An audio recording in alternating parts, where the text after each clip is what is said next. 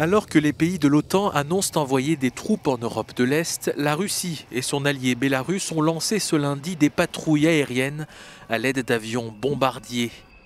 Des manœuvres qui se font en parallèle du grand ballet diplomatique lancé ce lundi par Emmanuel Macron, venu à Moscou rencontrer Vladimir Poutine pour tenter de désamorcer la crise ukrainienne.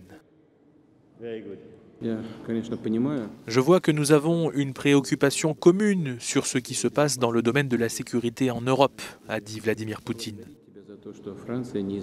Je voudrais remercier la France de participer activement à l'établissement de décisions fondamentales à cet égard. C'était le cas depuis le début de nos relations. Donc je me réjouis d'avoir l'opportunité de pouvoir entrer en profondeur sur tous ces sujets et commencer à bâtir une réponse utile collectivement pour la Russie et pour tout le reste de l'Europe. Et une réponse utile, c'est une réponse qui permet évidemment d'éviter la guerre et de construire des éléments de confiance, de stabilité, de visibilité pour tout le monde.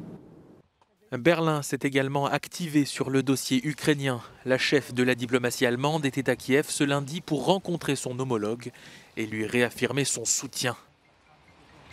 Olaf Scholz, le chancelier allemand, était lui à Washington pour une première rencontre avec Joe Biden.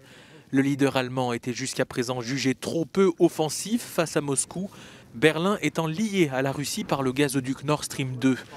Un gazoduc qui sera mort-né si la Russie attaque l'Ukraine, a averti Joe Biden.